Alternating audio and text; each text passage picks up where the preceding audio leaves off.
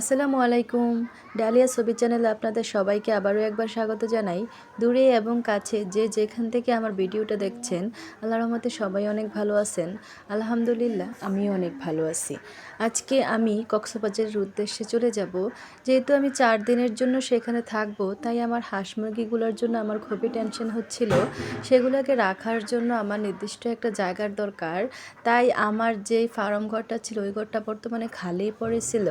এই ঘরেই আমি কিছু কুড়া বিছাইয়া তারপরে আমি 4 দিনের জন্য আমার মুরগিগুলাকে এখানে রেখে যাব। আর আমার বাকি হাঁসগুলা যেগুলো আছে সেগুলো আমার বাইরে একটা ছোটোখাটো একটা খোয়ার আছে, যেখানে আমার হাঁসগুলা থাকে। হাঁসগুলা আপাতত ওই খোয়ারেই থাকবে। আর ওইখানে আমার শাশুড়িকে বলে যাব সকালবেলা, যেহেতু ওরা নিজে নিজে চলে আসতে পারে, ওদেরকে যাই আনতে হয় না। আর আমার শাশুড়ি একটু ওদেরকে খাবার টাবার দিবে। এখানে আমার ছোট একটা মুরগি আছে, যেগুলা 2 দিন হয়েছে বাচ্চা নিয়ে নামছে। ওরা এখনও খাবার খাইতে সামান্য একটু একটু শিখছে আর কি, পুরোপুরি শিখে নাই।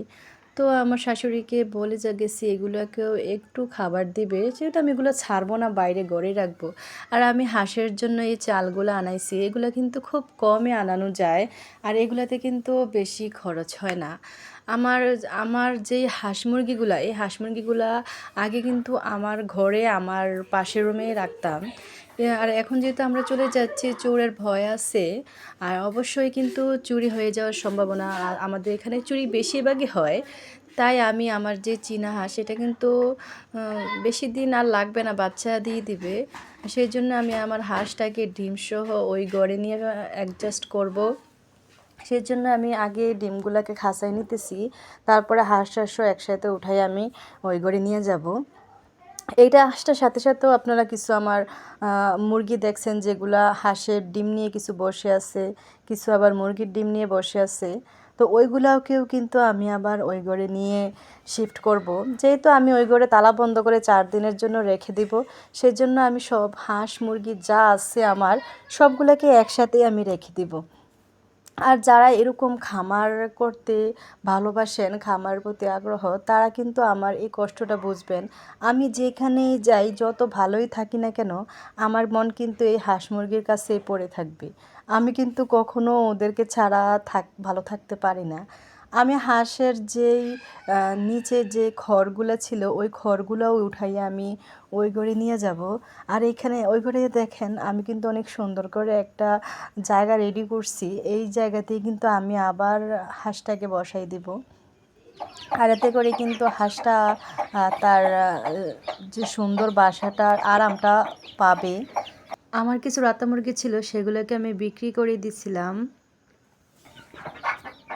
আমার হাঁস মুরগিগুলো যাতে সুস্থ থাকে, সেজন্য আমি ওদেরকে খাবার পাত্রে কিছু খাবার আর পানির পাত্রে কিছু পানি দিয়ে যাব।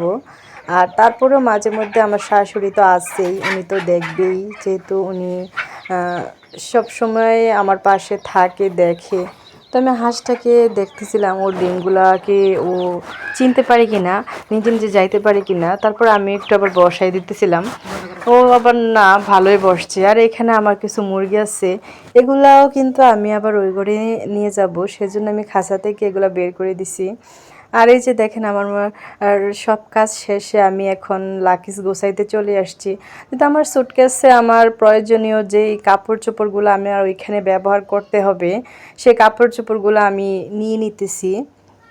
যেহেতু সাগরের পাড় একটু ভিজতেই হবে, তাই আমার পর্যাপ্ত পরিমাণ কাপড় চোপড় লাগবে। আর আমার ছেলেদেরও পর্যাপ্ত পরিমাণ কাপড় চোপড় লাগবে। তাই আমি বড় সুটকেস নেই, ছোটোখাটো একটা সুটকেস নিচ্ছি, ওটাতে আমি কিন্তু সবগুলো ভালোভাবে গোছায় সুন্দর করে রাখি দিছি। তো সবাইকে আমার ভিডিওটা দেখার জন্য অনেক ধন্যবাদ।